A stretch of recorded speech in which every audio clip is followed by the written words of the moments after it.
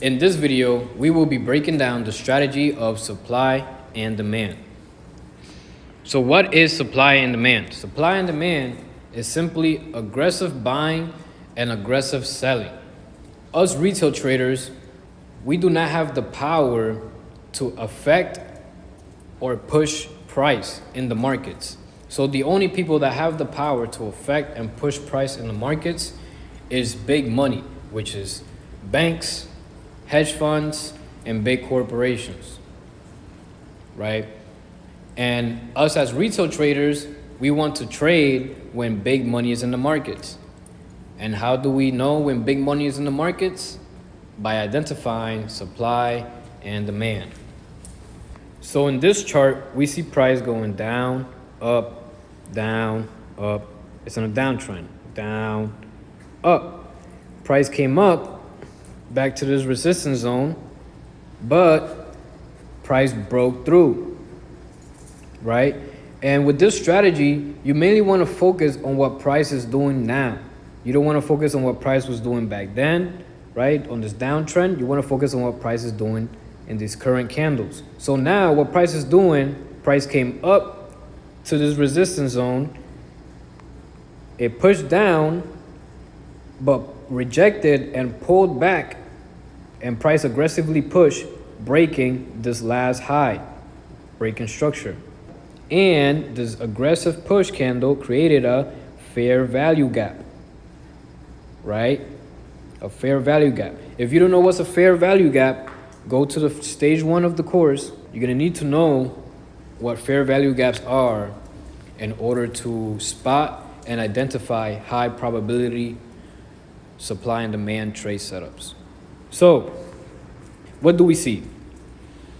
We see price coming up, price came down, it pulled back. We see aggressive buys, price breaking structure, breaking the previous high.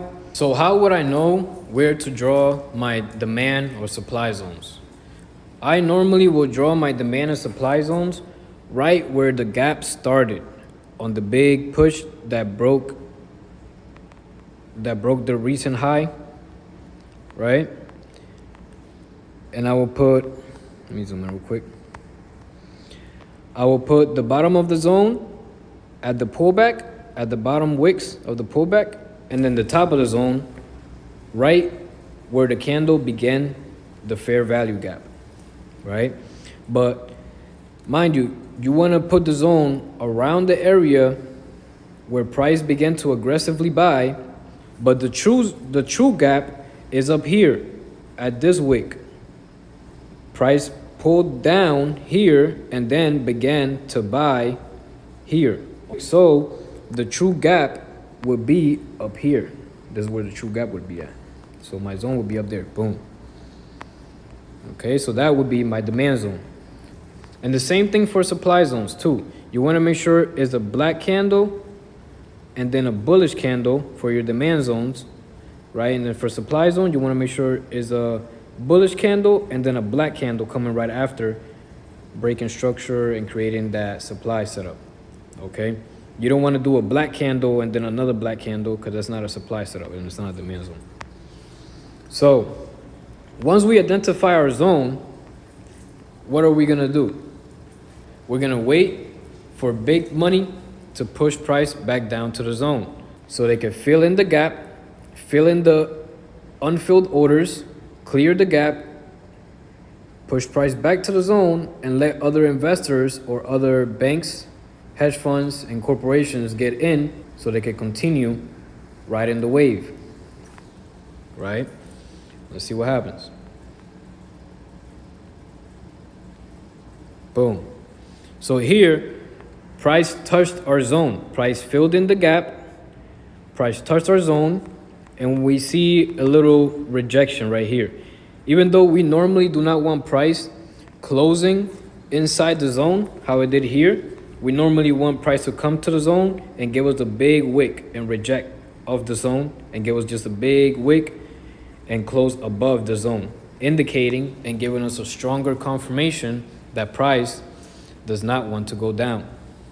So once I see price came down to my zone, filled in the gap, and is rejecting off my zone, I'm gonna be looking to buy. I'm gonna be looking to buy once price breaks the previous candle high, right?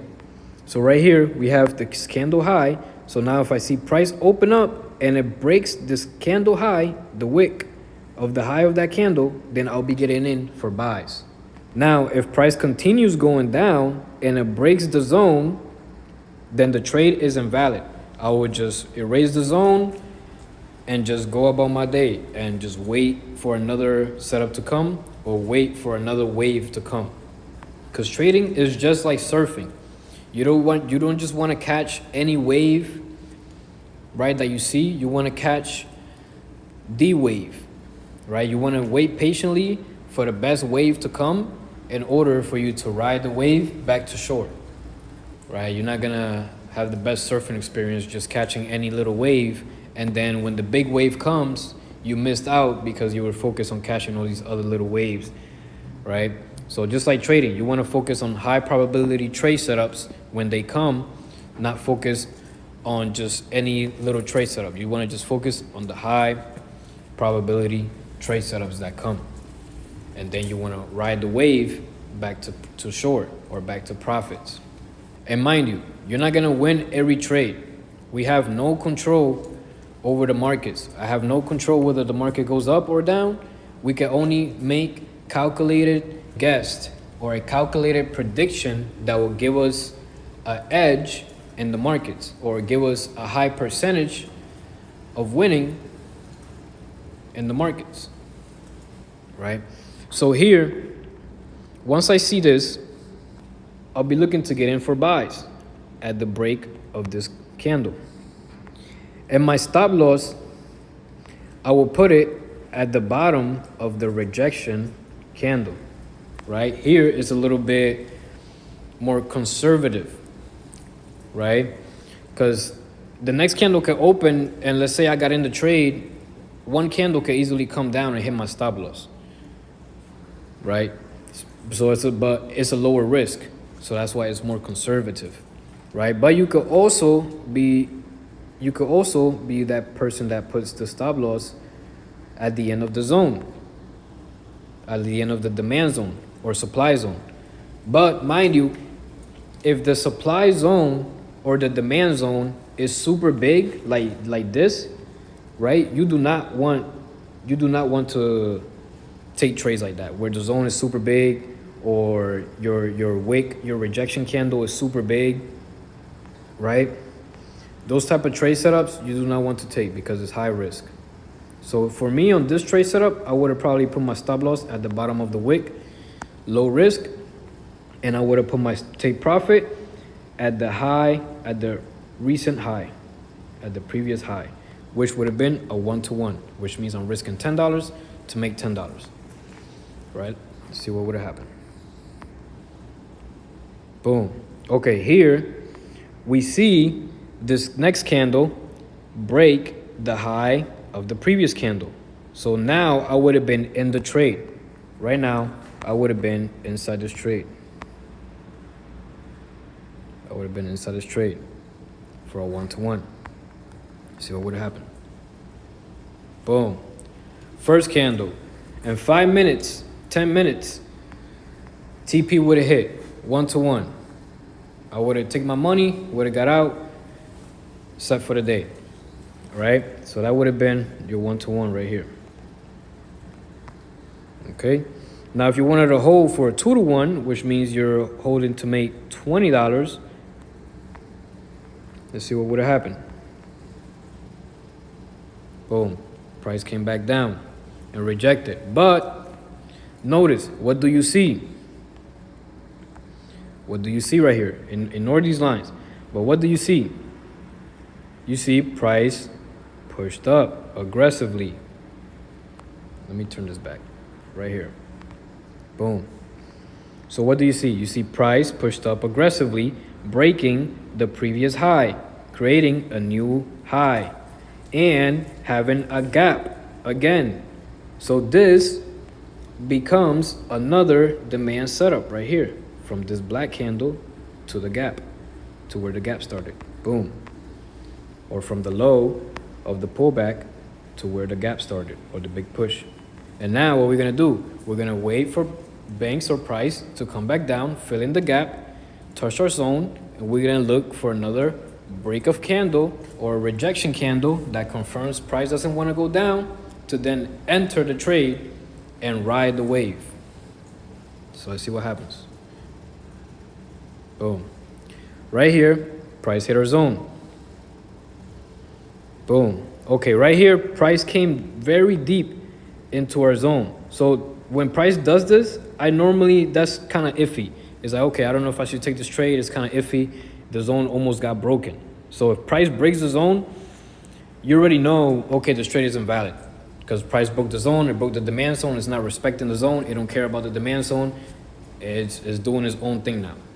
So let's say if you missed out the first trade setup when the first demand zone happened, and then you missed out, and then you saw the second demand zone happen, then you could have got in right here at the break of this candle. Once you see price coming up and breaking that candle, you would have got in, and then take profit would have been the previous high, which would have been up here. All right, let's see what would have happened. Boom. TP hit. TP hit right here. Bam. Now let's say you wanted to hold for 2 to 1 to make $20, risking $10. But mind you, once take profit 1 gets hit, you want to secure profits. You want to secure some money, at least half of what you was risking, and leave the other half to see if price continue to go up and hit your other take profit. Because we don't have control what market is going to do. We don't know if market is going to continue going up. But we can only do calculated guessing, right? And we have to be present to see what price is doing and take action right there and then. So that's what we do as traders. We just react to what price is doing in the present moment. And you have to be quick. You have to think quickly, especially if you're on the lower time frame, like the 5 minute. If you're in the higher time frame, like the hour swing trading, then you don't have to think as quickly to execute these trades, right? So let's see if you would have hold if TP2 would have hit. Ooh, bam, bam. TP2 would have hit right there. So even if you missed out on the first trading opportunity, the first demand zone, you could have got in on the second one, on the second demand zone that came up and rejected and broke the candle. Now, let's say if you kept holding on that first trade, right, then you would have got in like around here, and you would have ride the wave. Oh, let me take this out. Yeah, you would have ride the wave. TP1 would have been like right here, and then TP2 would have been like around here. So you would have cleared on that too, even though price pulled back and rejected a little bit, but it's still cleared. So that's the basics of supply and demand. Now we're gonna go to another example, just so you could begin to see it more and drill it down, because you want to be able to spot these supply and demand setups or opportunities in real time as you see price moving when you're in your session, okay? Because by the time, let's say you spot it when it's here and then it's too late, price already left, then you lost the trade, you missed out on the trade. So you want to be able to spot them in real time. So we're going to go over some other examples just so you can see different ideas of how they could form, how these setups could form. Because not all the time it's going to be this clean. It's not going to be looking this beautiful and so perfect, So let's see the other examples. So here on this example, we see price doing a little bit of uptrend, going up, down, up, down, up, down. And then we see price doing aggressive sell. Bam, breaking structure, right? It broke this structure, this low, and it created a little gap right here. Let me show you. Bam. It created a gap right here with this aggressive sell. So this will be from this bullish candle, this green candle, we'll start the gap, and it will be a supply setup. Even though price is going bullish, right? Even though price is going up, we're just looking at what price is doing now, okay? And now what price is doing, it came up, giving us a bullish trend, and then it broke this low. So now it's breaking the bullish trend. This candle right here indicates that it's breaking the bullish trend because it broke structure. It broke this low, and it created a gap, which indicates, okay, maybe sellers, maybe big banks are in the market and they're pushing price down, right? What we're gonna do, we're gonna wait for price to come back up to the zone, reject off the zone, and clear this gap. And if price breaks the zone, then that means the trade is invalid. So let's see what would have happened. Bam. Bam. The zone got cleared in just 3 candles. So sometimes it's gonna be like this. Sometimes the trade is not gonna be, or the setup is not gonna be multiple green candles and then pulling back. Sometimes it'll just be 1, 2, 3 candles and put back to the zone and continue the trade. So that's why you gotta be able to spot these in person and in real time and be able to execute them quickly in real time. Because sometimes it might be a couple candles, sometimes it might just be 1, 2, 3 candles, and the trade already happened, the setup already happened, you miss your opportunity.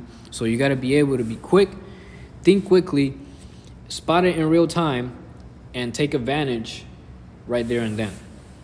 Okay? So now what would have happened here?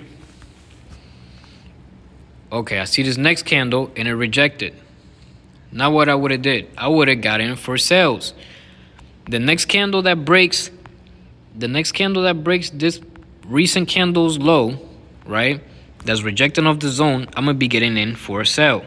And I can either put my stop loss right here at the top of the rejection candle, or I could put my stop loss up here on top of the zone, which I know if the zone gets broken, the trade is invalid, right?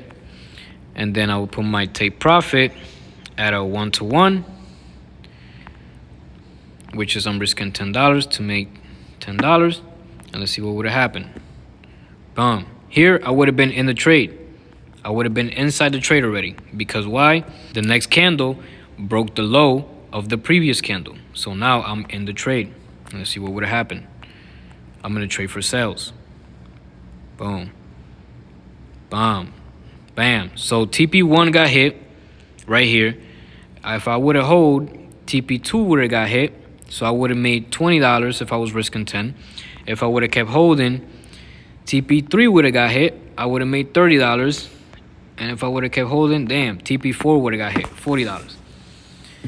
And mind you, that same amount, $40, risking $10, could have been risking $100 to make $400. It could have been risking $1,000 to make $4,000. It could have been risking $10,000 to make $40,000.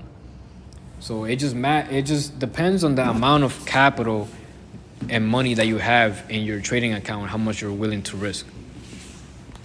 Okay, so this would have been a beautiful trade on that one candle only. You see what happened next. See what happened. Damn. Yeah, it kept going down. That would have been a nice. Let me see.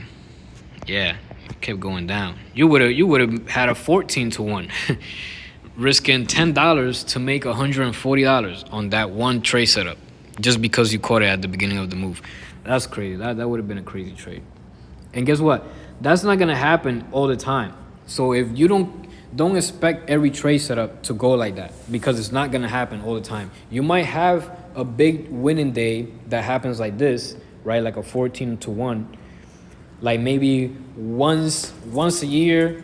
2 times a year, maybe a little bit more, depending how the market is doing, that year or that month, right?